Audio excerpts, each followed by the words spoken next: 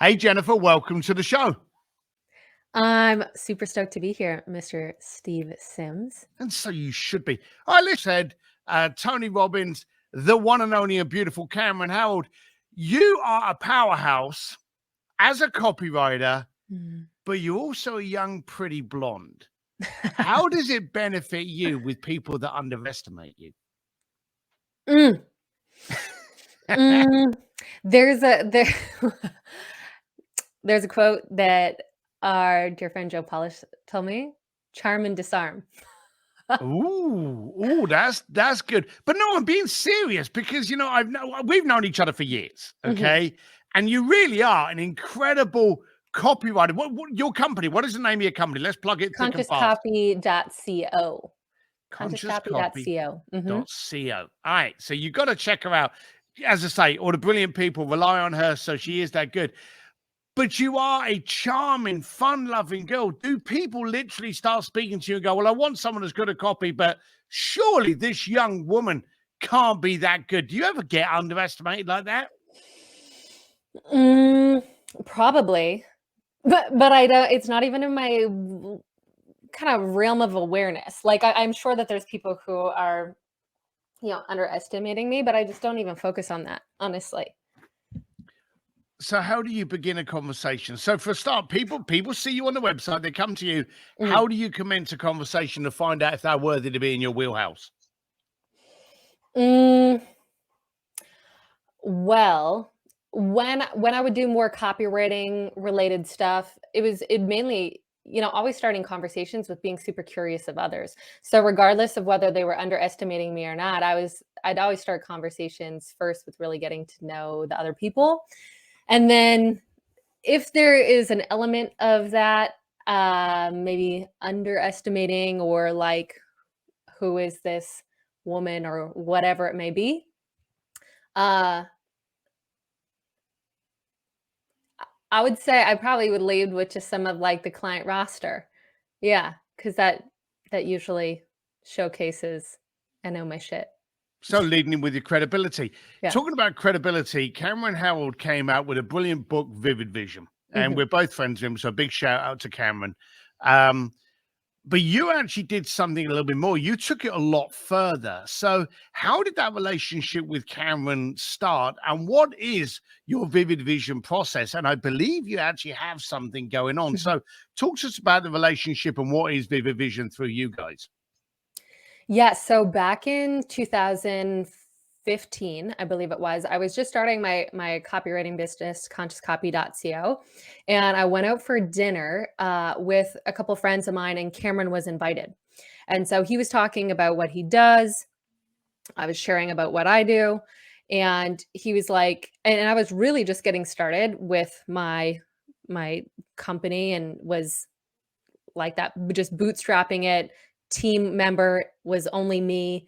I wasn't really known at all in the space, didn't have much credibility. And he was like, you should read my book, Vivid Vision, and write yourself a vivid vision, especially like if you're just starting, it's super important that you get clear of where you're going. And so I took that advice, read Vivid Vision, wrote my own Vivid Vision for my company. And some of the things that I wrote in there were that I was known as the top copywriting and messaging company in the online business space, that I had a team of, 10 or more people where we were all aligned to the mission and the cause, and, had just, it was a team of A players. I wrote down that I had clients like Joe Polish, Dean Graziosi, Tony Robbins, all of these names.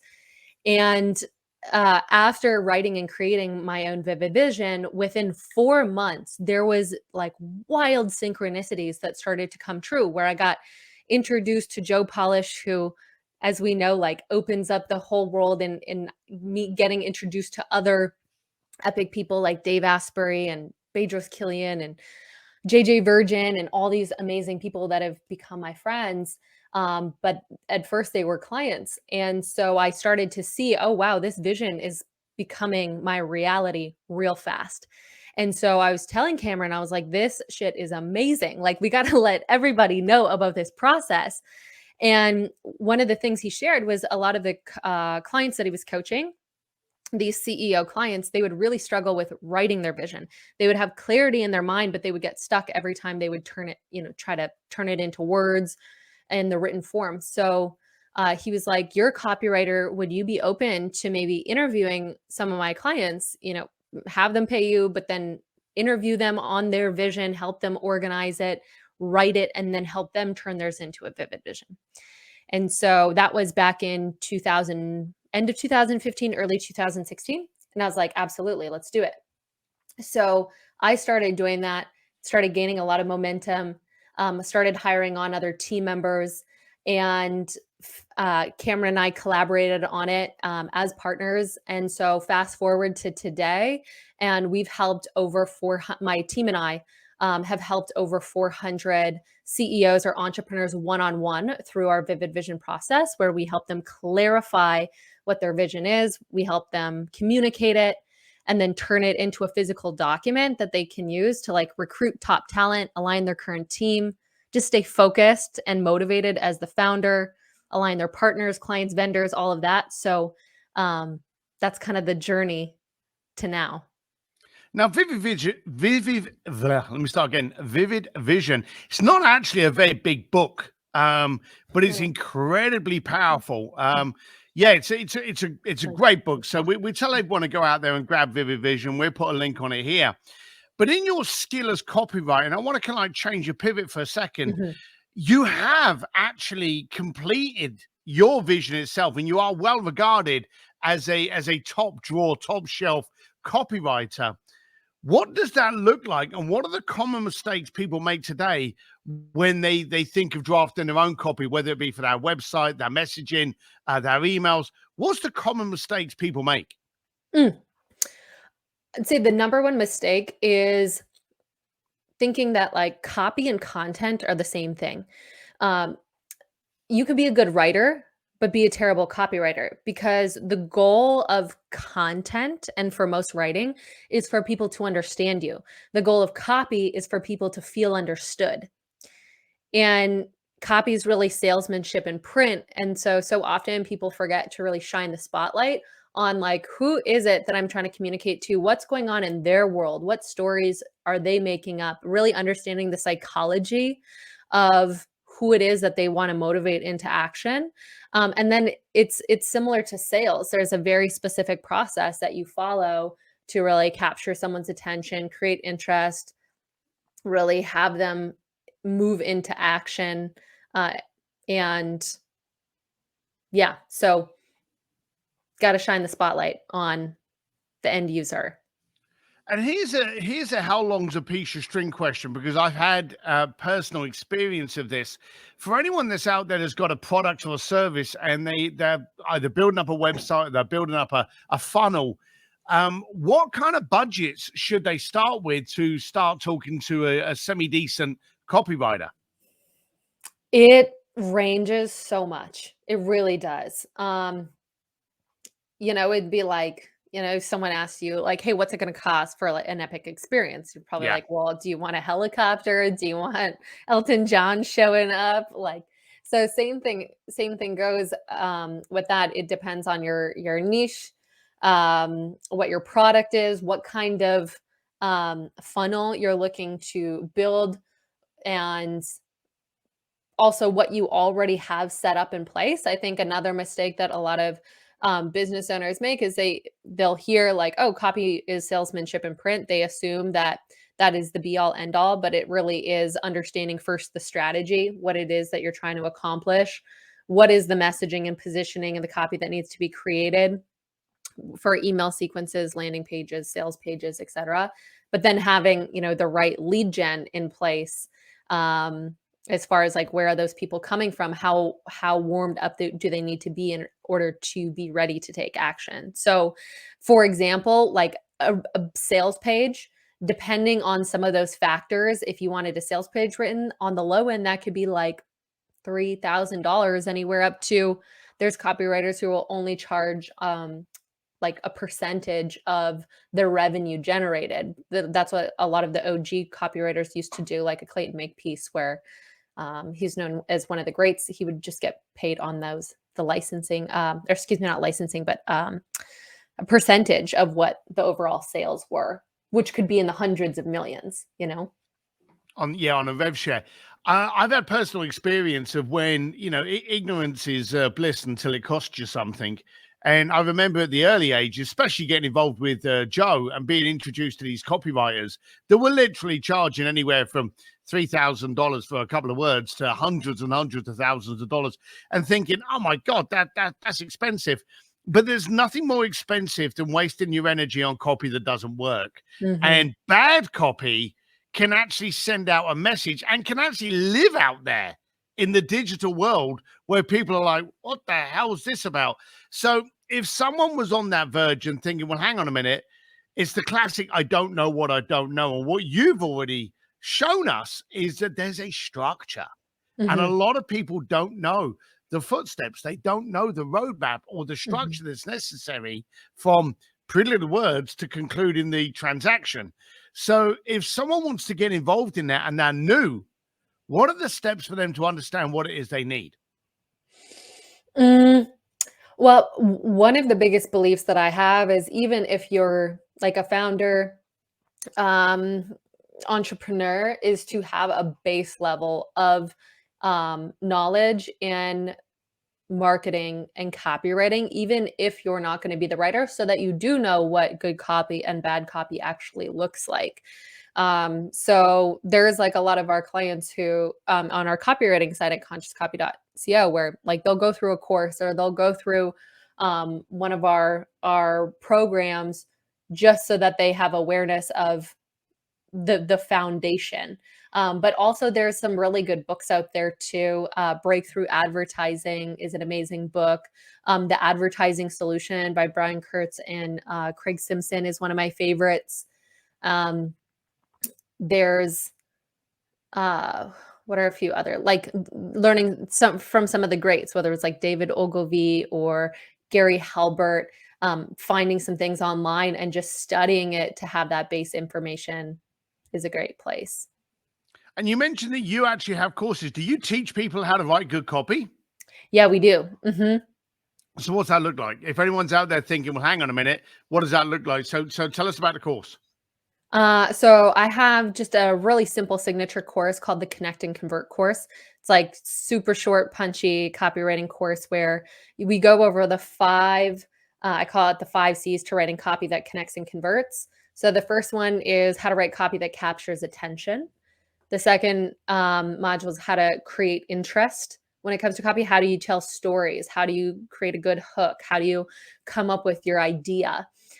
Third is how do you clarify benefits? How do you speak into the benefits and pain points of your ideal client to motivate them? The fourth is credibility and trust. How do you create that credibility and trust in your copy? Because it's one thing just to have it sound compelling, but like weaving in social proof. Do you have client testimonials or case studies, which are some of the strongest social proof? Have you been on publications? Do you have well-known clients that your other clients want to be like? How do you weave that in like a non, uh, you know, like cocky way, but simply like showcasing that you can help people with stuff. And then five is the call to action. How do you make clear call to actions that drive urgency? Because it's one thing to just to say click here to buy now, but most people won't make a decision on that. They need to know like why now and not later. Why this, not that. Uh, why should I? Are there any benefits? What about uh a money back guarantee? Is there a promise? Like these are all things in the human mind that have someone unconsciously sifting and sorting on whether or not they're going to make a decision. So I go into the what, but then I also go into the how with templates and all of that in the course. Has the copy in its kind of I don't know the right word, structure, has it changed over the years? No, there's always kind of like, engage, compel, create, desire. But over the past few years, we've become as a society a lot more aggravated. And we feel, the cancel culture. We feel as though we're also on a capture society where we're a gotcha, should I say, where Yeah. people are constantly scared of conversing and communicating. Has that changed the way copy's used? That's a super good question. What from my perspective, what I've noticed is like the fundamentals are still there. And those don't really change because they're human psychology of what gets people to act. However, I believe based on the worldly context that we're in, there are things in like how you approach things that matter a lot more. Cause like to your point, 3, 4 years ago, uh, people were more driven on like potential and growth and possibility. And then say right when 2020 hit, it was really around survival, and that's what they were more motivated to take action on. And then in this phase it's more like safety, and people's bullshit meters are so much higher of like, can I trust this person, can I not trust this person? Authenticity is so much more important. It was always important, but it's even more because of the context of the world. It definitely makes a difference. Also, with people's attention span constantly decreasing, um, years ago, like a really long form sales page would convert really well and was kind of the norm. And now you got to like capture and keep and drive someone's attention within like 15 seconds, with like TikTok and Instagram and all that. Wow, that's pretty tight. I want to pivot slightly. How old are you? 29. I just turned 29. 29, congratulations. Yeah. So we're talking about 2015. Let me get my math right. So you were 22 years old when you decided to enter the world of the Genius Network. Is that correct? Yeah. How intimidated did you feel? And was there any imposter syndrome as you walked into that room?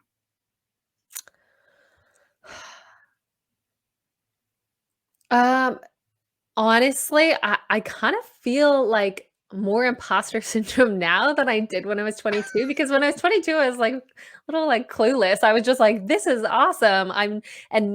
Just open my whole world and possibility up. I felt so grateful, just to be in that room and absorb everything.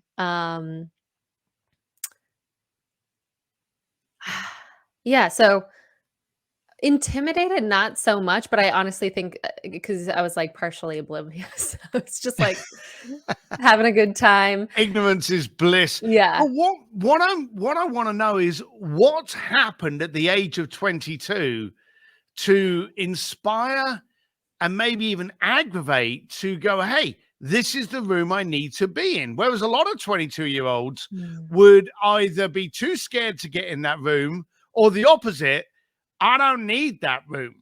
I wish Mm. at the age of, because I was I know this will be a stretch, but I was an arrogant prick at 22. And the idea of me being in that room might have been, I don't need that, blah. I look back and I Mm. wish I'd have been smart enough to have gone, hey, I need that room because it could have done so much more for me. What propelled you to go, hey, this is because we know it's not cheap. And we know that Joe actually vets most people. Obviously, he didn't vet well enough for me, but he vets most people to be in that room. What compelled you to get into that room? Mm. Well, it was Joe at first. So I even, like, backtracking a little bit, I grew up in a really entrepreneurial family, in Saskatchewan, Canada, and, like, where all my siblings, my father, my grandfather, my uncle, like a lot of aunts and uncles and all that were all entrepreneurs. It was in my blood. It was all around me. And so at an early age, I became interested in growth. I remember like saving up money from working at a summer job to go to Toronto to the Strategic Edge program, which is Strategic Coach's version of for like 18 to 24-year-olds. And it was because I saw my siblings and people in my family that were part of Strategic Coach already. So I was like, oh, okay, this is part of my, like, I want to grow in this way. And so when I was in college, I qualified to be part of strategic coach while I was building my business. So I would leave class to go and do that. And I would listen to podcasts. I remember listening to Joe's podcast all throughout college. I love marketing, and other people like Brendon Bouchard and Dave Asprey and all that. And I was just like, I want to be part of this world. I want to learn from these people. I want to be in their world, having conversations that they're having. And I was really motivated by that. But then there was this wild synchronicity that happened. Can I share the story real quick? It's Go really for it, good. please. So when I was 22, I was living in Tempe, Arizona, and I was creating a vision board one night. It was like a Friday night.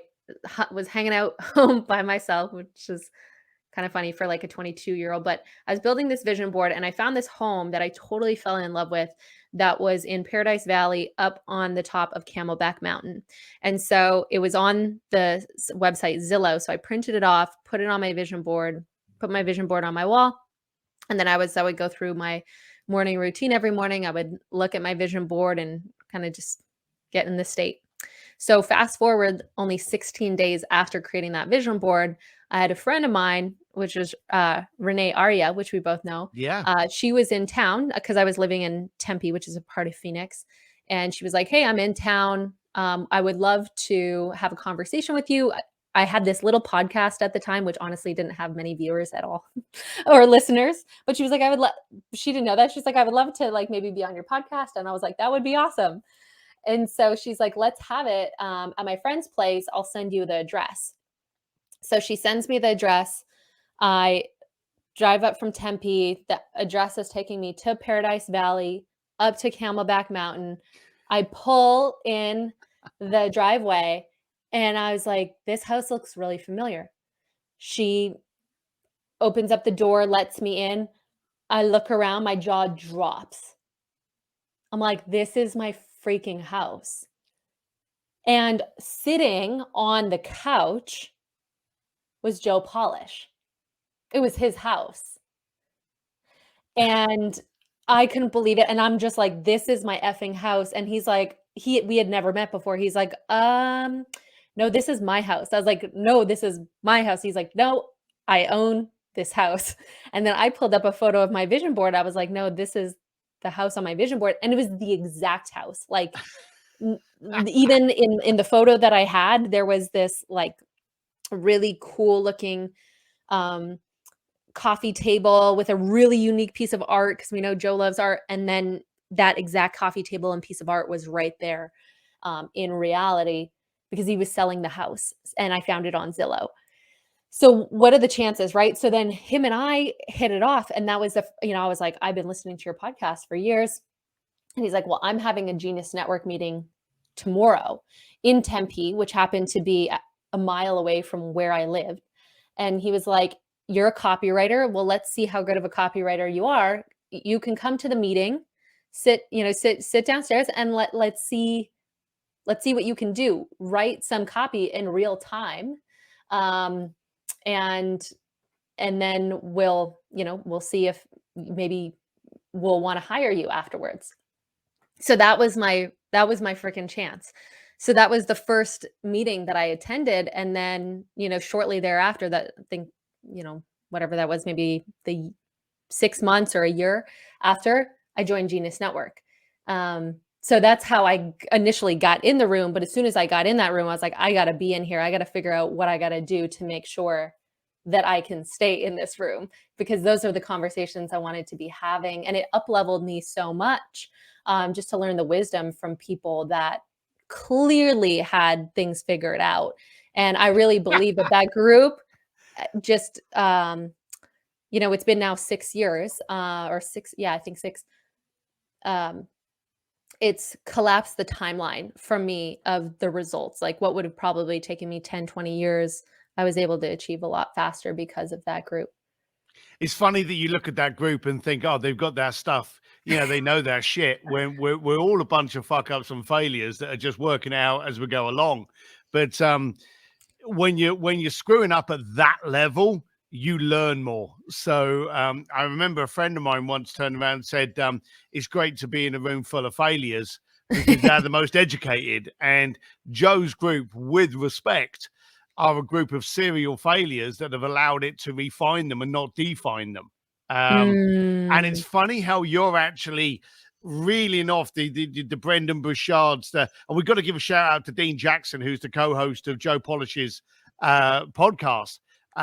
But the names that you're reeling off now are people that you're openly just chatting with and having a coffee with at his events and outside of his events that are now in your Rolodex as friends. So I love the fact that your vision board literally had Joe's house in it. That's absolutely hysterical. Isn't that amazing though? And I tell the story a lot, like, anchoring back to vision, where sometimes, we don't, I'll hear from entrepreneurs a lot. They'll say, I don't want to cap myself by creating a vision because what if, what's meant to happen is so much bigger than what I can even imagine in my mind. And that's true. That's usually the case for all of us, but it's so much just about putting down what you do want, even if it doesn't make sense. Because in that story, in that example, I learned that I didn't actually want the house. I was meant to meet the person in the house who has now become, one of my greatest mentors, greatest friends, has taught me so much about life. And I'm kind of like, fuck the house, like it was really so divine.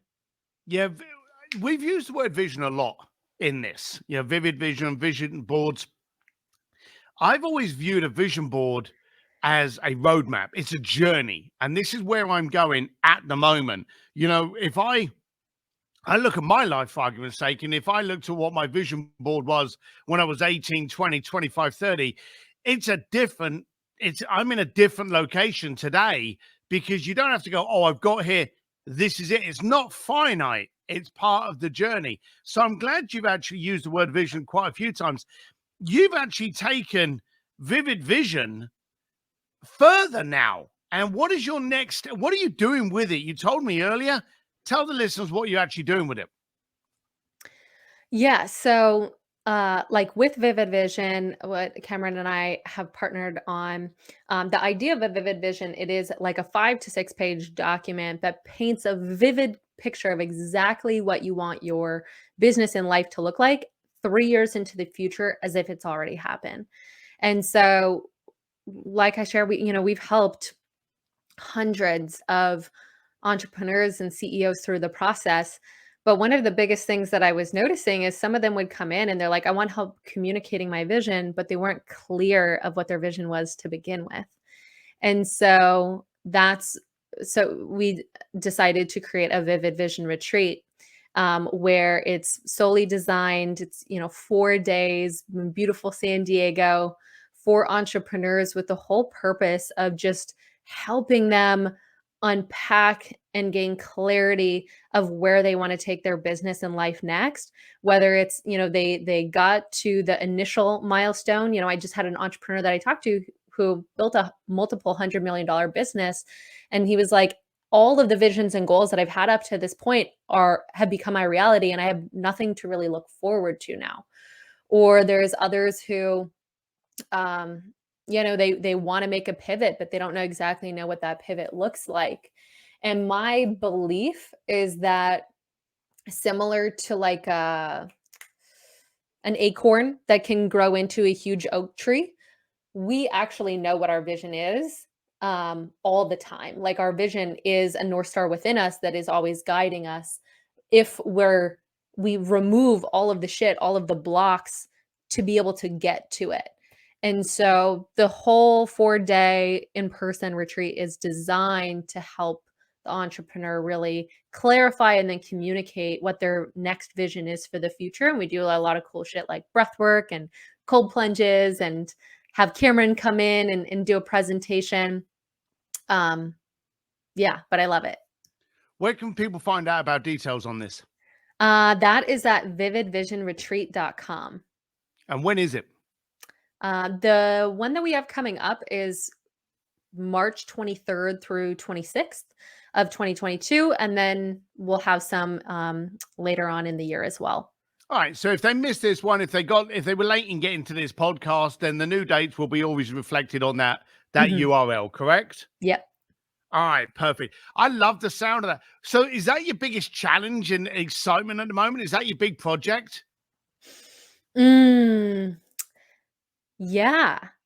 Like one of the things that I love about live events is I feel like it gives like a very clear timeline of like what I'm working towards, and whether it's copy and messaging or vision, all of the content I'm putting through the filter of like, where can I embody this even more? Like, where can I show up and make sure that I am like a living, breathing example of the message that I'm about to share? And so, leading up to the retreat, I've really been just thinking through that myself as I'm building out the content and any areas where I can dial things in even for myself even more. Have you thought, and this may be a surreal notion, but have you thought that when people turn up at Joe Polish's Genius Network event and they enter the room, they're actually looking at you at the ripe old age of 29 as one of the OGs now that maybe they aspire to be? Have you ever thought about that? Not really. I think that's funny. It is funny. Joe's done a lot of fun, but there's always the newbies that can like turn up like deer in headlights. And now looking around and with your name and the people that you are friends with and what you actually do now, they're actually looking at you and they're going, oh my God, I'm too intimidated to talk to Jennifer. Does that come into your mind? That's so funny. Actually, the Yeah, next because time we're all just going through our shit, It's like that. Yeah, I think that's pretty funny to me. But what I love so much about groups like that, though, is like or my experience is like so many of the people just like set ego aside, and like you can be sitting next to someone that has like $100 million business, someone who's like built multiple different businesses, and there's like so much to learn from everyone. So I feel like everyone shows up as like humble students of like, I'm here to learn. There's someone here that has already solved what I need solved, and there's someone that I can help in the area that maybe I got shit figured out, but there isn't this like what's it called? Kind of there's no ego. Superiority in relation to other groups I've been part of. Yeah, the one good thing about Joe, and there is only one good thing because the rest of him is pretty pathetic, is that he has an ability to be able to filter out the bullshitters and the ego so that when they sit in the room, and you use the word accurately, everyone, once their ass hits that chair, is a student to the growth of what the person next to them. And I've had conversations with people that couldn't be further away from my personality trait or even my industry that have been able to have a brilliant, mile high view of what I'm trying to get at and go, well, why aren't you doing this? And they don't know anything about my industry, but that has been the beautiful unicorn that they've been able to implement an idea to me without being too close to the problem. So you've really got to make sure you're in a good room for good things to happen. And Joe's is a pretty decent room. I'm not going to take that. So I'm glad that you saw that. But just remember, you're the OG and the vision for somebody else. Remember that. Well, look, Jennifer, you've been a star. Again, shout out your website. I know it, but shout it out. Yes. So for copy, it's consciouscopy.co for all things messaging and copy. And then for Vivid Vision, vividvision.com. And our Vivid Vision Retreat page is vividvisionretreat.com. Very simple. And I urge you to go to those websites because if you're just thinking about getting into copy and you're thinking of retaining a copywriter, save yourself some money and get involved in her courses first so you have at minimum an idea of what it is you need for implementation. Otherwise, someone's going to abuse you and rip you off for a load of money, and that's where it starts to waste. So, Jennifer, thank you very much. I'll more than likely see you at one of the events, and thank you for being part of the show. Thanks so much for having me, Steve.